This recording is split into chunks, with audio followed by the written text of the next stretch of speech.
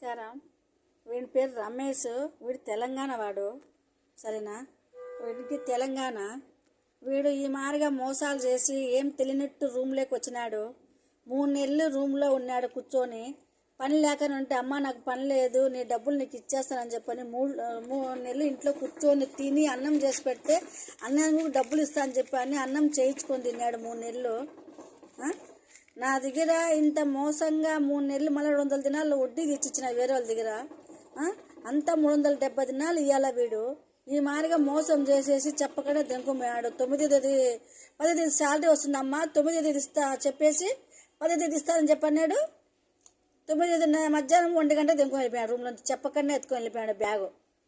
మన బ్యాగ్ ఒకటే పనుకోని లేకంటే కప్పుకునే దానికి, పరుచుకునేదానికి, పరుపు మంచం అన్నీ ఇచ్చి రూమ్ బాడీకి ఇస్తే ఈ మారిగా మోసం చేసిపోయాడు వీడు.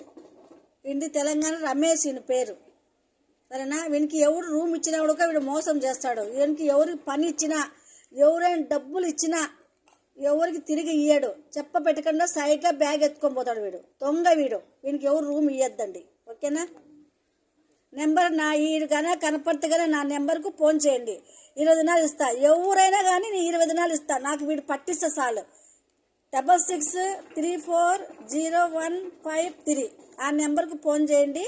నాకు పట్టియండి. నేను 20 దినాలు ఇస్తా. ఎవరికైనా 20 దినాలు ఇస్తా. వీడిని పట్టియాలి. నాకు 370 దినాలు ఇవ్వాలి వీడు.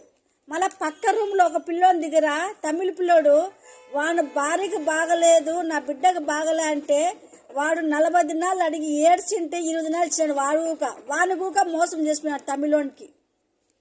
వాడు బాత్రూమ్ కడుగుతాడు పాపం. అట్లాంటి డబ్బులు తీసుకుపోయాడు మోసం.